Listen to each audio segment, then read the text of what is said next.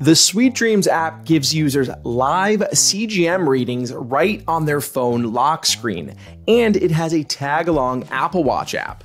The best part is it works with Dexcom and Libre CGMs with support for Medtronic in the works. I've been using the app for months. I met the developers and I knew that I had to tell their fascinating story and share the app with you. It is so cool. Welcome to the show. I'm Justin. I have type 1 diabetes, and on here I talk all things diabetes tech news and management with educators, tech leaders, and those thriving with diabetes. The developers of Sweet Dreams, Marwan and Salwa, began building the app 2 years ago. The two met in Qatar while at school, where they were friends since about 15 years old, and just a year and a half ago, they got married. Sweet Dreams has a ton of features, from live activity on the lock screen and dynamic island, an Apple Watch app, Apple Carplay integration, and unique alert announcements that can be used while you're on a run. Currently, it's only available on iPhone, but I did ask about Android support, and if you want to see it on Android, let them know in the comments. They are listening. Keep in mind that anything you hear on this podcast or content on my social media and YouTube channel is not medical advice and is for education purposes only. Always consult with your physician before making changes to your healthcare. Marwan, Salwa, thank you so much for coming on the show. I'm happy to have you here. Yeah, it's our pleasure. Thank you for having us. So before we hop into some of your backstory, can you just tell our listeners, what is the Sweet Dreams app? What does it do? What can you do on it? So Sweet Dreams, as we like to think of it, as an app that makes it as easy as possible for a diabetic person to monitor their blood glucose level. And that comes in many ways. So we show the person's real-time blood glucose level on the lock screen. We show it on the Apple Watch. We show it through their MacBook and their iPad. We show it wherever we can, even through CarPlay. So kind of the premise of it is, how can we make life easier for a diabetic person so they can keep track of that number without having to spend hours every week inside Dexcom or Libre apps? Yeah, the way we kind of connected was I was showing a live activity feature where I had my glucose readings on the home screen, but that was using an app, IAPS, soon to be called Trio, an open source app that's not available on the App Store. And I posted about it. And I think Salwa, you reached out to me and you were like, our app has that and people can download it. And I was like, oh my God, that's crazy. Let's connect. And we connected and we have a video going on social. So I'm excited for people to hear about this because that feature alone has been so helpful for me, and we'll get more into it. Just being able to see my glucose readings on the home screen, discreetly too. I'll be on a date and just pull it out of my pocket and see my glucose and then put it right back in. So thank you for that. Before we dive into all of the features, tell me a little bit about yourselves. What is your relationship, and how are you involved in this app, the two of you? I studied computer science. So me and Salwa went to school together in Qatar. And we ended up going our separate ways for university. And we were just really close friends for many years. And I studied computer science. I started working as an iOS developer in the UK, and then I moved down to London. And then Salwa went from Australia to London to do her master's. Yeah.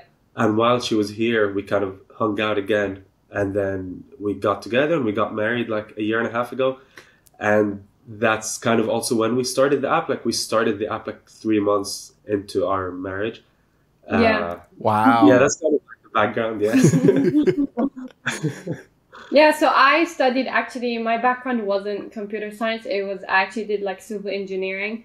But I was actually struggling to kind of find a job here in London. And then Marwan was like, how about you give computer science a chance, or coding. So I was like, okay, fine. And then I actually kind of really enjoyed it. And I found a job actually pretty quick. So now I'm learning coding, and he's much better than me because he has many more years of experience. But yeah. How do you divide the duties of this app? Who's in control of what? How do you collaborate together? I'd say I take more kind of the customer interaction. I do a lot of the customer support. A lot of because we also have a Facebook group, so a lot of people post on the Facebook group. I keep the user is like updated. Yeah, he does more of the coding side. And I would say like we kind of both, in terms of design, we both have our inputs to like how the app should look. Yeah, I think usually, it starts off where I'd have like a rough draft for like a design, and then Sel was really good at like hammering down like this can get much better.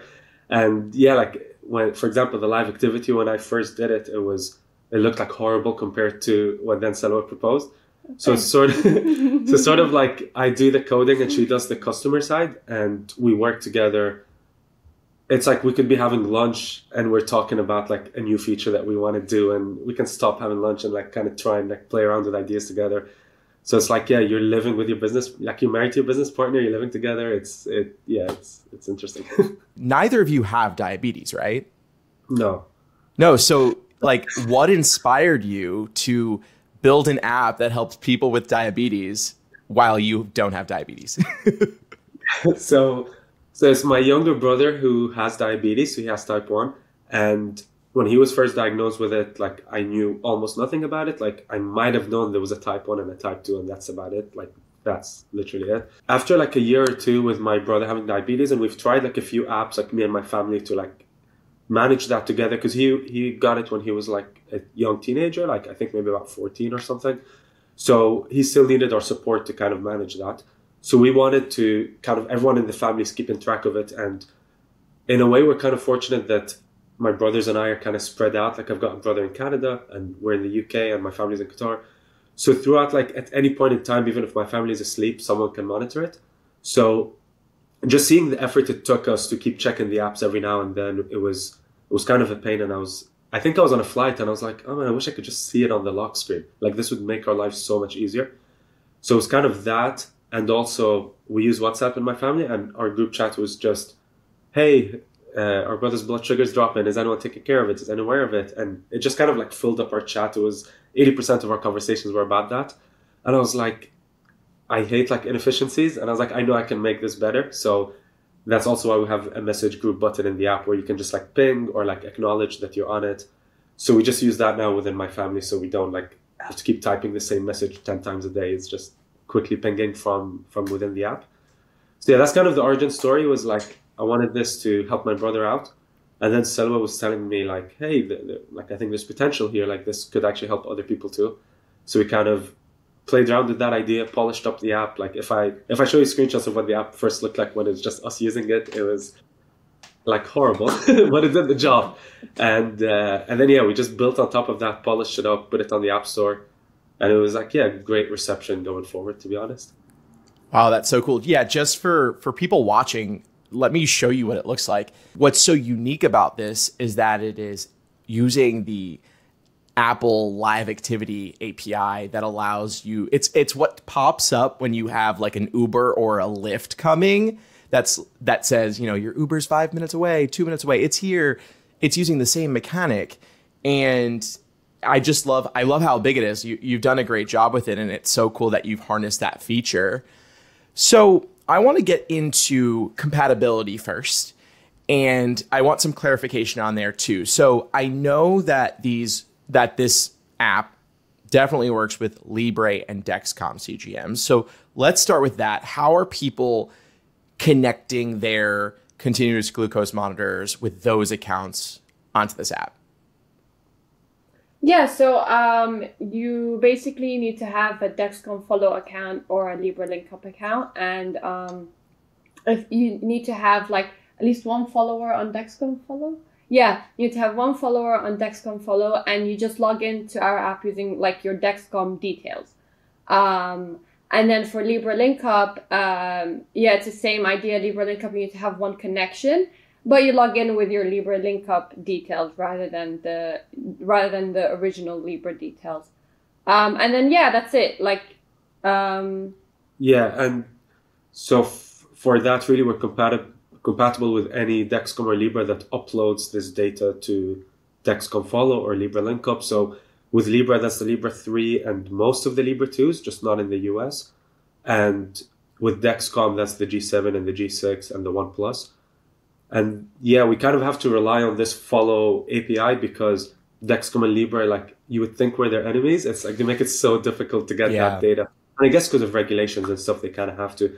But yeah, so we kind of third-party apps have to work around that. So yeah, that's why we use the Follow APIs for that. Yeah. Now, what about Medtronic? I know there are people out there that are connecting their Medtronic sensors to devices using Night Scout. In fact, behind me, I have 2 devices that allow you to use a Night Scout link to connect those sensor levels. Are there users of your app that are doing that? So we're actually working on Night Scout like right now. This is what our next feature that's coming in our next update is. That's our plan at least. So we've started working on that. It was accelerated because we recently got some emails from people on Medtronic telling us like, hey, like I've seen your app online. I really want to use it, but I don't have Dexcom or Libra. So we're like, okay, let's get the ball rolling with that. Literally got an email yesterday from someone who's like, I really don't like the Medtronic app. Can you support it, please? Yeah. So that's the plan now. So we're supporting Night Scout and potentially Medtronic even directly in the next update. The app actually started as a Night Scout only app at first when it was just my family using it. But I was like, I just know there's more people using Dexcom and Libra without it. So kind of put that aside, focus on them. But it's time to bring Night Scout back, I think. Yeah, once you set that up, I'd love to talk to you about the mechanics behind that. And because I want to bring more visibility to how people are doing that for not only your device, but also devices like the Sugar Pixel and Tidbit that I'm using as like set pieces on my show. Because I want Medtronic users to also have the ability to display their levels wherever they want, including CarPlay, using the Apple Calendar and things like that. Let's get into features of this app. Let's start with the one that I already kind of talked about a little bit, but I want to hear more from you, is the live activity feature, the ability to put glucose readings on the home screen. Tell me a little bit about this feature, how it works, and I guess some of the customization to it. Initially, we started with the lock screen widget, which is those like little circles that come right under the time. But we found out that Apple has like strict limitations there, where it just updates every 15, 20 minutes. So kind of scraped that, and live activities were just released like a few months ago at that point. So yeah, we started working on that and found out that that's actually updating in real time. There's like, the only real limitation there is that a live activity can only last for 8 hours on the iPhone, after which it disappears. But so people would just, as long as they open the app, that used to refresh the 8 hours. So as long as someone opened the app once every 8 hours, that kept it on. But then and as a user, I find that the 8 hours doesn't really become an issue. I'll wake up to it, open up the app, and then I'm set. Yeah, exactly. So it's like you might miss it at nighttime, but as soon as you wake up, it comes back in. But then we got emails from people who were like, actually, are you sure there's no way of just keeping it 24/7? So we looked further into it, and it turns out with shortcuts, you can have that run in the background every 6 to 8 hours, and that can refresh it. So we've got guides on how to do that in the app, and we've got like most of our users who have live activities started doing that now, even though like some of them would have never heard of shortcuts before, but we put in that guide there, and it just now runs. So you don't even have to open the app for weeks, and it would just always stay updated on the lock screen. So like we're going to work around those limitations.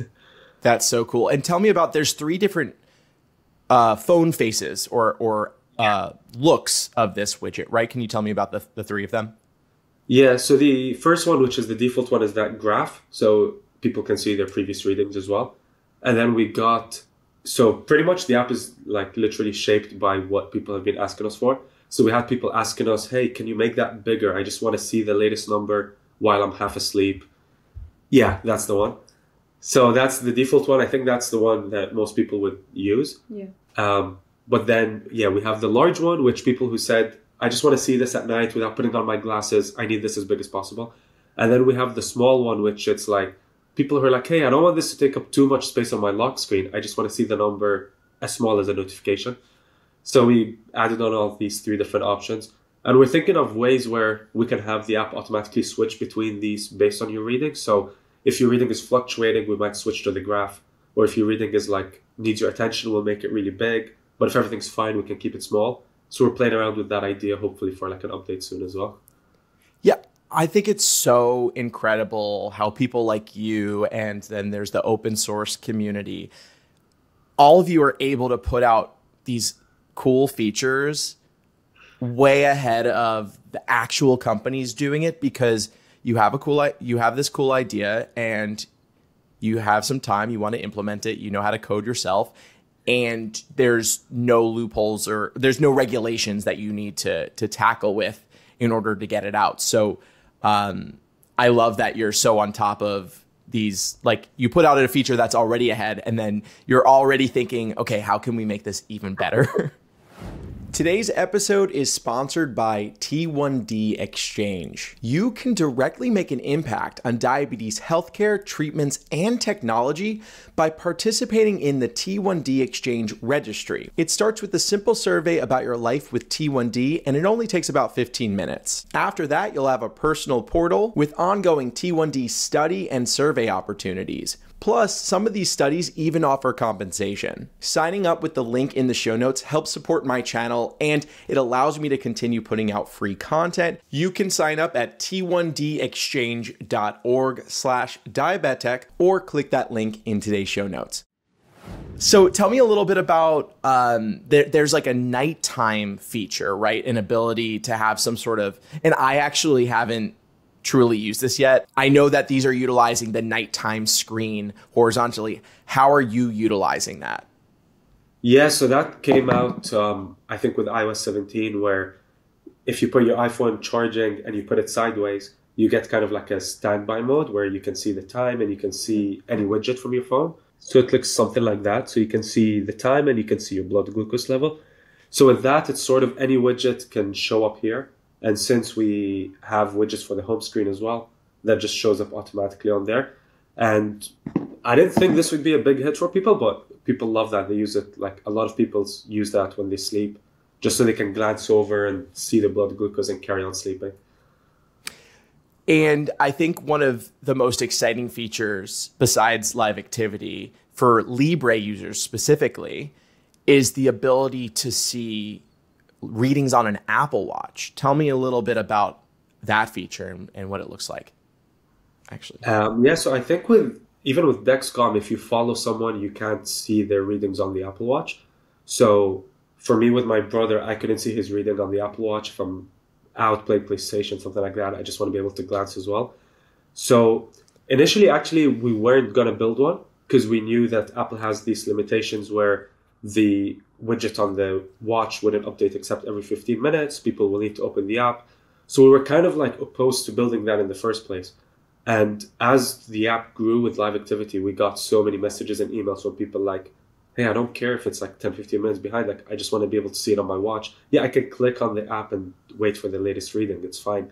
So based on their feedback, we're like, okay, you know what? Like, we're not here to decide what's best for people, you know? So we went ahead and built it.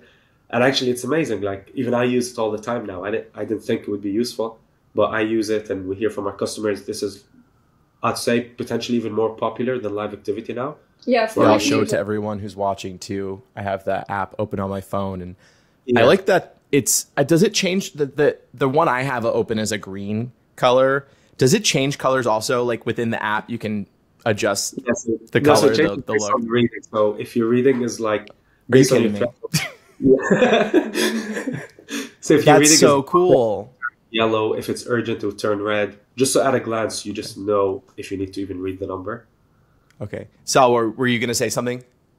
Oh, I was going to say, like, yeah, with Libre users, like the Apple Watch, I would say it's probably like the most popular feature. Yeah, I mean, it's crazy to me that at this point, Abbott, the producers of Freestyle Libre, haven't brought an Apple, like iPhone or Android widget or smartwatch app.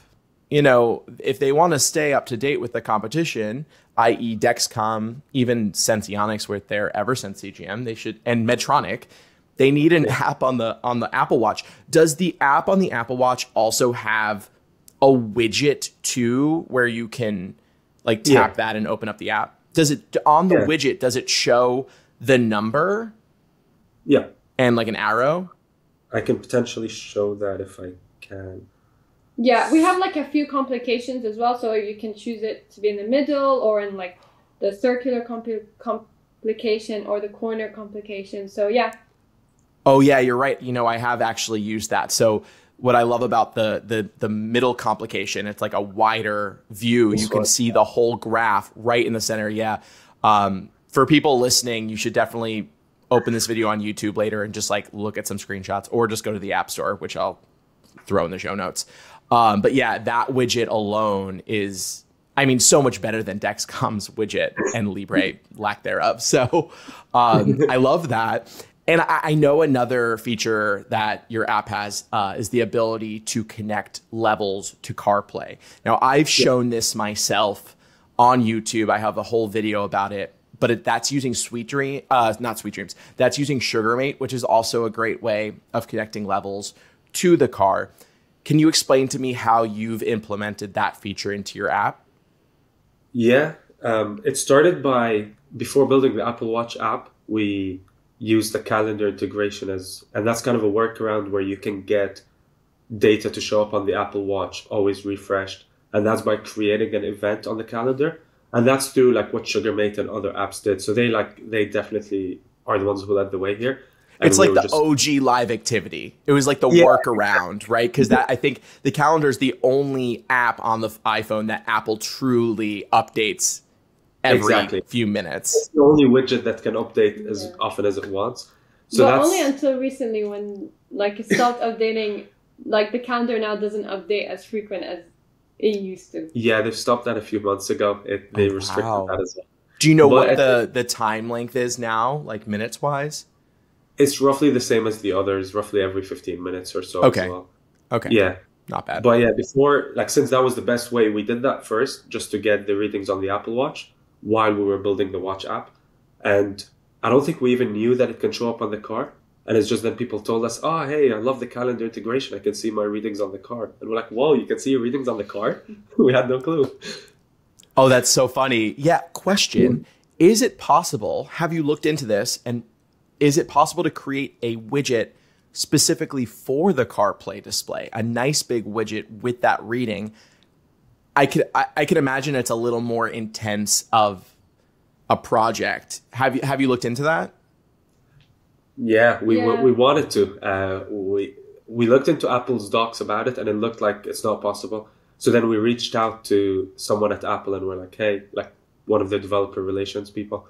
I'm like, hey, we really want to do this. Is there a way? And they're like, sorry, there's no, like, they limit the CarPlay apps to very specific categories.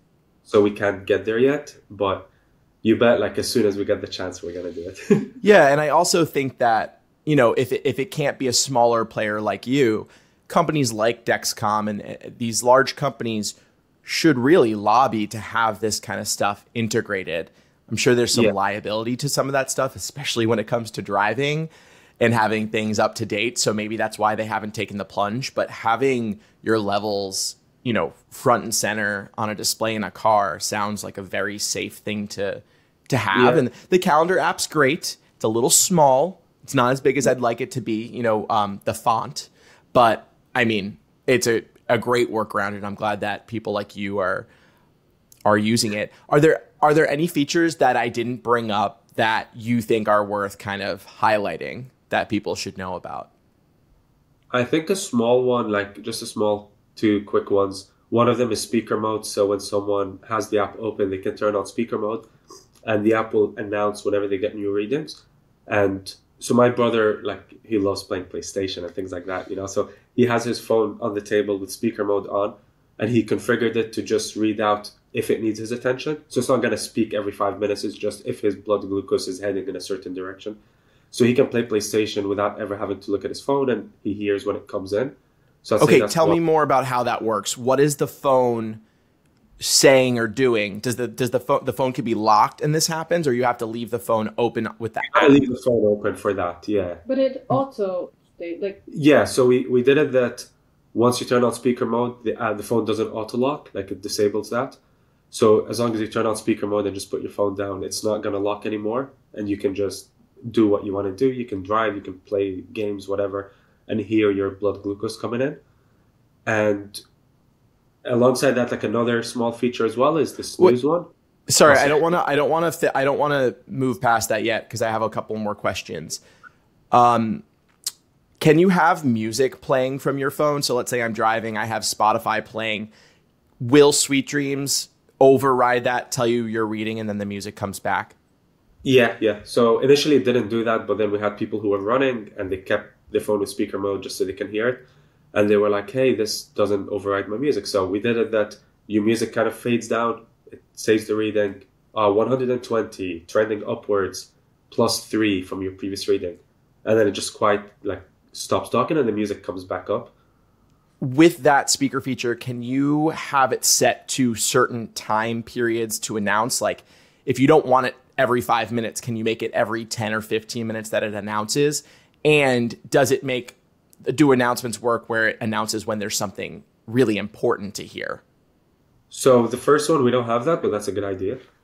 Yeah, because I'm thinking if I'm running, I would prefer not to hear my blood sugar every 5 minutes because a song can sometimes, be 5 minutes, right? So I would love for it to be, if I'm going on an hour run, I think 4 announcements, 15 minutes would work really well for me, not be too annoying, Yeah. You don't want to like interrupt your flow that's true. What we have is the feature request. We'll note that down. What we have is the other one you said where the app will not speak at all unless it requires your attention. So you can configure within the app like what you consider high, what you consider low. So as long as you're within the target range, it's not going to speak at all. So it will only like really speak if it needs your attention. Wow. Okay, and you were going to mention snooze alerts. Yeah, so it's snooze. It's you can kind of tell the app, hey, don't send me any notifications for the next whatever 15, 30 minutes, 1 hour. You can tell it to not send me any notifications unless it's super urgent. You can do that from the watch. So if you get a notification, you can just snooze it on the go. And that kind of plays in like our vision, at least for this phase of the app, where even before building Sweet Dreams, I'd read about apps which you don't need to open. Like the app kind of is smart enough to work in the background to pop up when it needs to and disappear back in the background. And that's kind of what we've been trying to do with Sweet Dreams. So it's an app that you don't need to even open at all on your phone. And you'll see your readings when you need it. You'll get alerts with custom sounds when you need it. Snoozing as soon as you want to. So kind of the idea where you're seeing this number, but you don't have to keep opening the app to use it anymore. And that's part of, I think, what iOS has been pushing for with live activities and widgets and things like that. It's apps that exist throughout the phone, but not within the isolated app itself. And that's like important to us because I don't think it's fair for people to keep opening an app every few minutes because of diabetes. And if we can ease that process where you just see that number without any interaction from your side, I think it like saves people's time and energy. So you don't open your phone, check your reading, and then maybe you'll get distracted by Instagram or Twitter and spend the next hour on your phone. So it's like, I mean, I can see it here on Selwa's phone and I see it all the time as we're talking and I don't have to open up my phone at all. I've noticed that for me, that I don't get sucked into my phone as much because I could just quickly glance at my screen. I don't have to. Once you unlock your phone and open up an app, you're so much more likely to open up another app after and get consumed. So this is, and that speaker feature is even another level of, you don't even need to look at your phone. So that's super cool. Yeah, and just to add to the snooze thing, like you can even, like if you get a notification from Sweet Dreams, you just click on the notification and then you get all the snooze options. So you don't even need to open the app to like choose the snooze. Like you can do it from the notification. So you don't even need to unlock your phone even to snooze. So, I've talked about alert fatigue a lot on this podcast. It's real. I would imagine, your app's not a medical device. No one should be replacing other apps with it. But I would assume that some people are turning off alerts from the other apps so that they're not getting doubled up alerts and they're choosing which app they prefer alerts to be coming from. Yeah. Okay. Yeah, people are doing that. And we always stress it to people like, hey, we're not like a medical app at that level. Please, please, please keep it on. We even put that within the app, like on the notifications page. We're like, just a reminder, we're not a replacement to your official notifications. I think what I'd recommend people to do is keep Dexcom and Libra for like the more urgent alerts as well as ours. And if you get a double alert for a super urgent alert, I think that's worth it. But then they can use ours to catch these things early because we configure, like we give people options at like almost every level to configure whether they want notifications enabled, at what threshold they want it, and what sound they want for it as well. And then they can snooze specific alerts, things like that. So I do think we offer that level of customization that people can use us for most of their alerts. But for those really critical ones, like absolutely keep Dexcom and Libra. Yeah. Last time we spoke, you had mentioned that the way you roll out features, you do it in a pretty unique way. Sometimes you roll out features for specific users. Can you tell me a little bit more about how you've interacted with your community and feature requests? Yeah, so Selma takes she handles customer service like 90% of the time. So I could be like playing PlayStation and she'd come and she's like, oh, someone asked me this. What should I tell them? And I'm like, all right, give me a few minutes. Let me finish my turn. And she's like, no, there's someone waiting. We need to answer them right now. Like she takes it really like to heart to help people. And I think that's really cool. And yeah, that's kind of what shaped all of our features, is just listening to people, all the way from like our first users to people who didn't download the app and we'd ask them why, or someone who asked us how to unsubscribe and we're like, this is how you cancel your subscription. We're not going to like stop you from that, of course, but can you just tell us why once you're done? Just like anything we can learn from you would be helpful for us. And yeah, people shaped all those features. And I can think of like a couple of examples which I think were really cool. So one of them is we had someone who told us that their wife doesn't actually want to see the number on the dynamic island. So we show the reading. With the emojis, right? Yeah, exactly. So we show you can replace, so the dynamic island on some of the iPhones now, all the new ones they're making, you have that little bar on the top and you can see a reading of a number and a trajectory arrow if you choose, and the rate of change if you choose to. And I saw you can replace that number with an emoji just so you have easy access to the app, but you're not constantly bombarded by your number, right? Exactly, yeah. And I love that. That's great. It's thoughtful. Yeah, and that came, like, we wouldn't have thought of that. And that came from someone who's like, their wife gets fatigued from that. Like, yeah, she doesn't want to see it all the time. And we can't really turn it off all the time. Like, Apple doesn't let us. If you have the live activity, you kind of have to have the dynamic island unless you swipe it away. So I told him that. I was like, I'd love to give you that option, but we can't. And he's like, how about if you put an emoji instead? I was like, you know what, that's a good idea. So then I started, and this was like 3 a.m. my time, and I'm just emailing him back and forth. I'm like, so what kind of emojis would you want? And he gave me a few ideas, and then he's like, oh, my wife, like I nicknamed her, like, I think it was like Queen Bee or something. So he's like, can you put a bee emoji for her? And then I put the bee emoji, and then I set up the app that when his wife chooses it, it can give him like, she can get a pop-up telling her, hey, your husband is the reason this feature exists, or something like that. And I shared that with him. I was like, do you want that? And he's like, yeah, absolutely. That's amazing. And he left her like a secret note within the app. And that's a feature that's in the app, but no one will see it except his wife. I love that. That's so sweet. Yeah, it's like something that takes up like 30 minutes of my time, but can really make someone's day. Have you considered also having a feature where there are potentially 5 different emojis? And so if you're in range, you have a thumbs up emoji.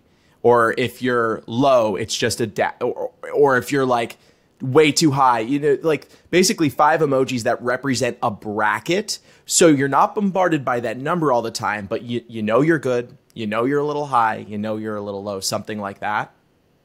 That's really cool. No, that's another question down. Yeah, write that down. This is great. This is what's so cool about using an app like this. You can speak directly to the developers, offer up recommendations, and these things can be implemented relatively quickly, especially compared to, the larger players out there. Is there anything about this, anything that's come out of it that has surprised you? Something you didn't expect? I think this will be quite cliche, but I also didn't expect for us to get that many like users or that many like positive responses from people. It was really nice to see, like, the moment we launched it or like soft launched it like on like social media, like apps and websites, we got like a lot of positive like responses, and a lot of people wanted to download it, and yeah, that was shocking to us because we didn't really think it would be like that successful. So yeah. Yeah, we thought it would help a few people or something like that. We didn't think it would be like the extent that people said it helped them. So we noticed, especially like we had a couple times when the app goes down for like a couple of hours and we need to fix something.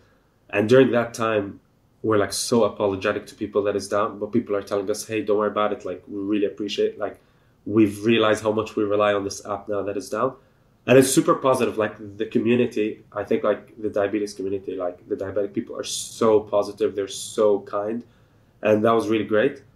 I remember like our first subscriber, and it's a guy called Scott, and he's someone who like we text now, like, and we do that with a lot of our users. We have them on messages or Facebook Messenger and things like that. He was the first person to subscribe, and he messages me and he's like, hey, I want to subscribe to your app, but it's not letting me do that.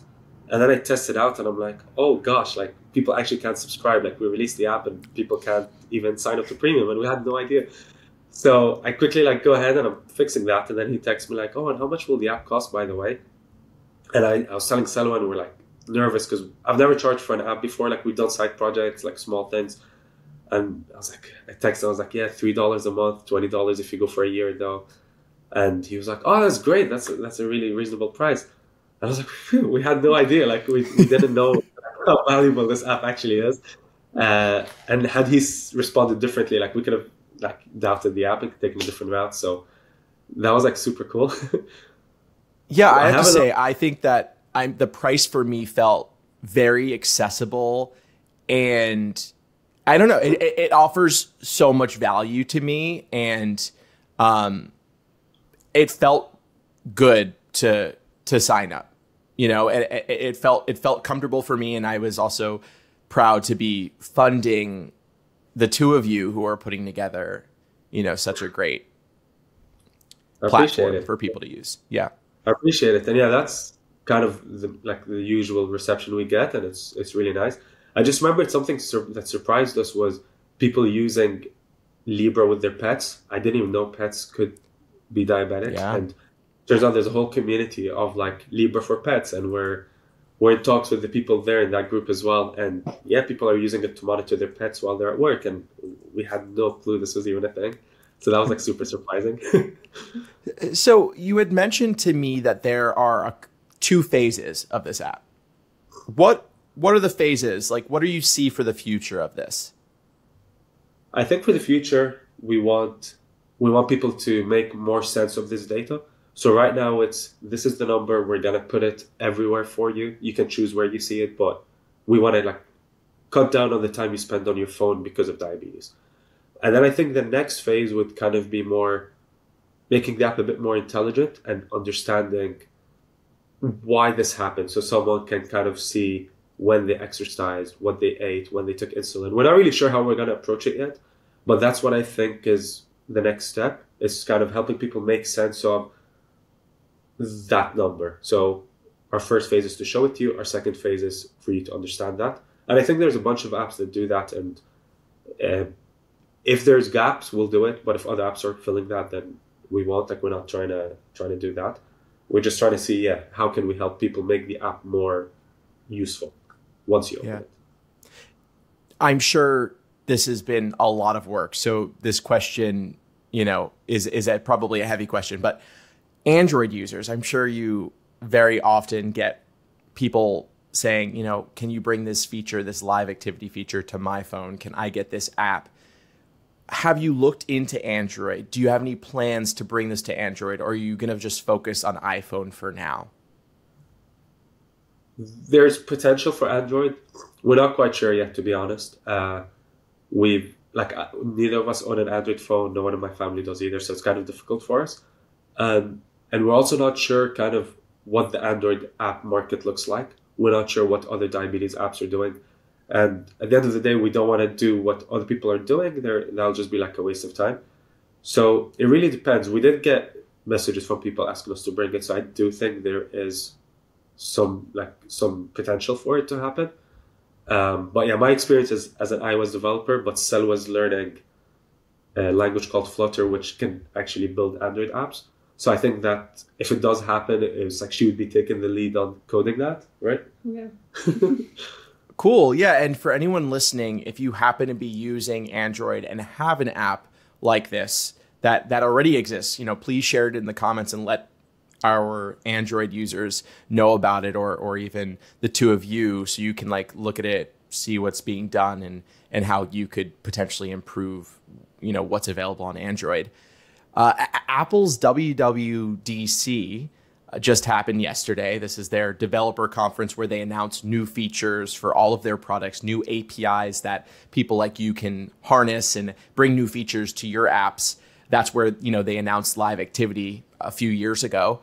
Was there any announcement that stuck out to you that you now want to take and harness and bring to your app? Yes. So Apple recently announced like live activities for Apple Watch. So we're thinking of bringing that, to the Apple Watch, and also interactive widgets. So for example, you know how the complication only updates every 15 minutes, every 20 minutes. But now, like for example, you can refresh it from the complication. So if you just click the complication, it can refresh. We're excited actually to bring that in. And actually it's, I think, already out on beta, like the live activities out already for like the users who are on beta. Is it beta? Yeah, so we didn't know that. We thought so we teased it on our Facebook page and group and Instagram yesterday that we're going to bring live activity to the watch. And someone who's also building a diabetes app, one of our users who like we're good friends with now, he sent me, hey, like I can actually see the live activity on my Apple Watch already. Like Apple just made it work that if it's on iPhone, it comes to the watch on its own. So we have that like without doing any work. We're going to put in some work to customize it, make it look nicer. But I think that with interactive complications on the watch, so complications are like the widgets on the watch, it's like opens up lots of potential. So we can add things like snooze and pinging your family and things like that just from the watch face. So you don't need to open CGMs at all. And that kind of still plays back into our vision of don't open our app, like just let things work throughout the OS. So I think there's huge potential. That's so cool. So you obviously, I said before this interview that I haven't watched the Worldwide Developer Conference video yet. I'm going to watch it on my plane ride after this interview. I'm happily spoiled by that live widgets on the Apple Watch. I mean, that's going to completely change the interaction or upgrade it, especially with this app and all apps. I'm excited to see that. And I will most definitely be covering that on my channel. Luckily, I have an extra iPhone and Apple Watch because I don't like to do it. I don't like to sign up for the betas on my personal devices because I use these health apps and I can't have them, not work. And it's not advised that people upgrade when they're using these. So if you're listening to, I would say it's probably not a good idea to do it unless you have a secondary device. But it will be cool to show those off, and I'll most definitely be showing off Sweet Dreams with that. Now, right. I know you had said to me that accessibility for your app is important to you, and we already kind of touched on the pricing, which does seem like a very a good accessible price. But why is it important to you that people have services or software like yours, and what work have you done, I guess, to bring it to more people? Yeah, so with the app, we wanted to make sure that the price is accessible. Obviously, it's like if you can do something like that for free, and there are people who do things like these apps for free, and it's like I really, really applaud people like that.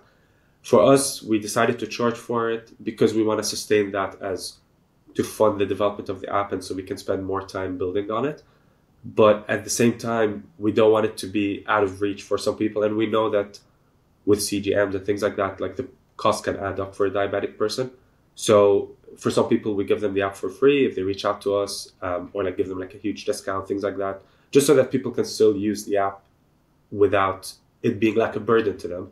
But also we kind of want to see if we can go further with that. So, but what I think is kind of like sticks with us, it's like I'm from Egypt, Salwa's from Palestine. And we know that there are people like us who still live in our countries who don't have access to these things. We want to make it like part of our focus to donate some money to charities, like medical charities. So, and we've done that, and we shared that with our followers, like on Facebook, where we've donated some of our revenue to Medical Aid for Palestine. We've donated some to Sudan. So to countries where we think this is the most impactful. And I know not everyone can do that. But like, I also wanted to mention it here just so that if anyone's watching who's able to spare something for people in other countries, like I think that would be really, really useful. And I think for us, like, hopefully we continue to grow, and then we can continue having that impact and supporting people in other countries. Like, in an ideal world, we're able to facilitate bringing like these devices to other countries and like funding that. And I really think like that's something we try and do. But yeah, let's just see how it goes. Because if we can impact these lives, like it will be hugely like amazing. Yeah, I often need to put things into perspective in my own life and realize the privilege that I have. I'm so fortunate for growing up where I have, with the family support that I have, and a job and health insurance that has allowed me to, get all of the medicine and tools that I need to manage my diabetes in a manner that it really is in the background, whereas there's so many people around the world that not only don't have the best tools for managing, but then they also live in a country that could be pretty unstable, and that makes it even worse. So if there's ways that anyone watching can find a fund or an organization, diabetes related or otherwise, that can help people in need, that'd be amazing. And I'm so thankful that there are people like you that are dedicating your time to creating software to help people and providing it for people that may not be able to afford it. And then I love doing what I do because I'm able to work on content, because I love creating content and doing something that I love that just happens to make me money and help a lot of people. It's been, one of the most rewarding things. Marwan Salwa, thank you so much for coming on the show. I'm so glad that we could share your story, tell people about your app. And I'm going to have a link in the description for people to check it out themselves. So I'm excited to get this in people's hands and on their wrists. Yeah, thanks so much for your time and for sharing that. Honestly, it's been amazing. And yeah, it's as you say, it's great to be like able to do something that we enjoy, and I'm sure that's how you feel. Something you enjoy, that's impactful, that makes you money. It's truly like a privilege to be able to do all three at once. And yeah, like I'm sure you share the feeling. So yeah, thank you for sharing like our story and the app. And yeah, it's been really nice talking to you. What feature do you find most fascinating? Let me know in the comments. And if you want to check out Sweet Dreams, there is a link in the show notes. Are there any apps that you use to manage your diabetes? Let me know in the comments, and maybe I can report on one of those too. New episodes of this show release every Monday wherever you listen and on YouTube. Links to all of my pages are in the show notes. I'm Justin, and I'll see you next week.